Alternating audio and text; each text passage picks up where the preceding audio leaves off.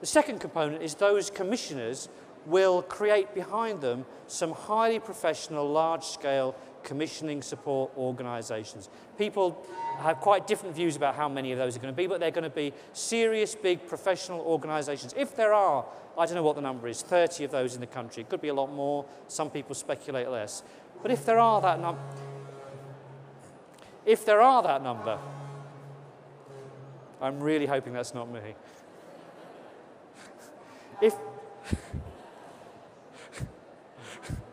I'm trapped now in this position. I can't do anything. If there are that number, we should choose to create them as innovation hubs, as organisations doing that hungry searching out of what we should be driving through commissioning, of those things that you can see, of making sure those fantastic infrastructure things, those far-sighted manufacturers who are saying we're going to have a single standard for the communication of electronic patient information, those hubs for supporting commissioners should say we will not commission services from organisations that don't use those standards. So we could create those as a smaller number of places than we have now, with a focus on driving innovation. And then, of course, the NHS Commissioning Board itself, you know, for the first time, a national commissioning organisation doing all of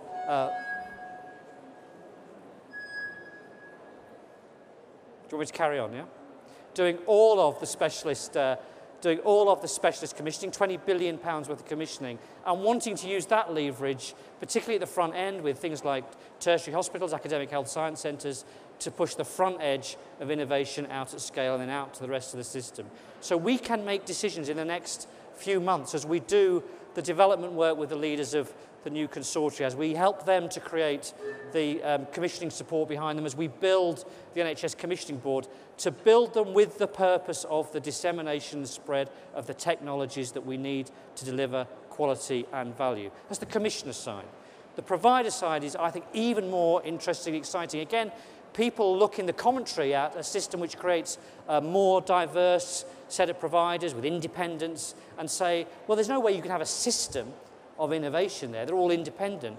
But what you see happening, you see just beginning to come out of the ground right now, is those providers beginning to group themselves, to create alliances for quality, to create academic health science sector partners who want to drive innovation, to create groups of trust with a shared set of interests.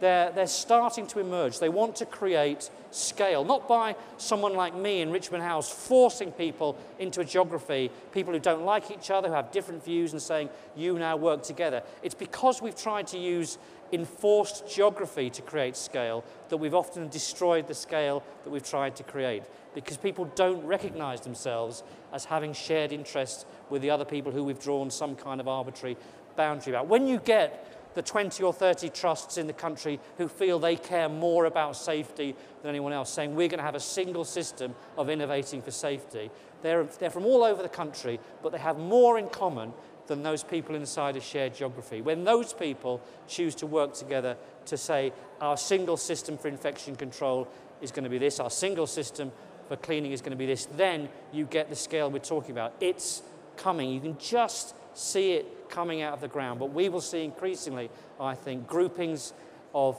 providers choosing to work together without geography is the influence to drive single systems of innovation and quality. So we need to make those choices today. So just to recap, and I'm going to do my questions as part of the panel, which seems the best way of doing it. The QIP agenda is non-negotiable. We're privileged to be in the position we are, but it's still the most difficult thing we will ever do. We should feel passionate about doing it, because for all the pressure it's bringing and will bring, it gives us the opportunity to be the generation of leaders who did two things. Firstly, who began to reconstruct the NHS as a system not driven by its history, but driven by its future, driven by the prospect of what's possible, not by what we've done before. That's a remarkable potential mindset change that we could achieve. And the point about QIP is that although it's driven by a short or medium-term financial problem, it's actually dealing with putting us on the path towards our stewardship responsibility for the long-term sustainability of a universal healthcare system. Across the Western world over the last 5 years in OECD countries, the cost of healthcare grew nearly twice as fast as the GDP of those countries. In other words, each year, healthcare in UK, Germany, Ireland, Sweden, the USA, Canada consumes a bigger proportion of the nation's wealth.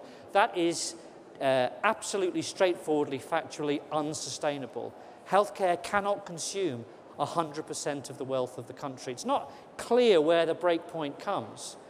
But right now, through the way we're managing the service, through our insistence that the only way we can deal with growing volumes and increased quality is to consume more of a nation's wealth, right now, in our well-intentioned way, we are taking the actions that for our children or grandchildren will prevent the availability of the universal healthcare system that's one of the bedrocks of the society that we live in.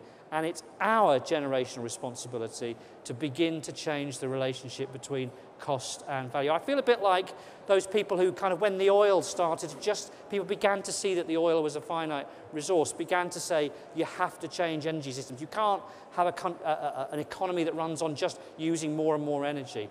And I think we're in about in 1972 is where I think we are. We can just begin to see, brought on by our own little oil crisis, the quip problem, that the path we're on will destroy the thing we care about most.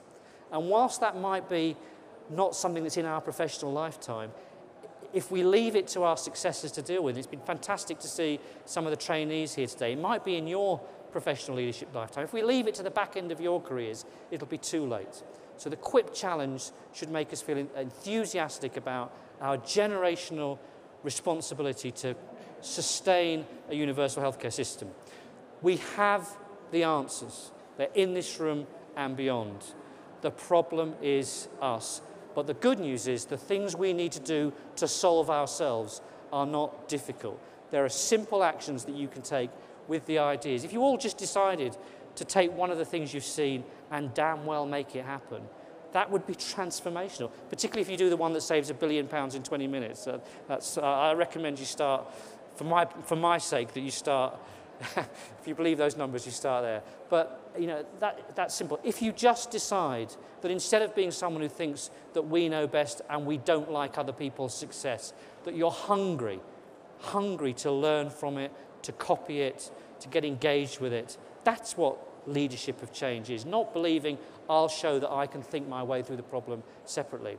And if we begin to build the new system, not in a way that rather falsely, I think, emphasises fragmentation, which is not where the Secretary of State starts in his thinking about the design, but sees that we can build the consortia, their support arrangements, the National Commissioning Board, and these new emerging provider groupings as, with will and intention as vehicles for the creation and dissemination at scale and pace of innovation, then we will achieve the extraordinary challenge of QUIP to drive efficiencies of 20 billion and drive quality up, something that no other healthcare system has been able to achieve. And we will set ourselves on the path to be the generation of leaders who, through their stewardship responsibility, protected the long-term sustainability of the most important public service in the country. Thank you very much indeed for your time.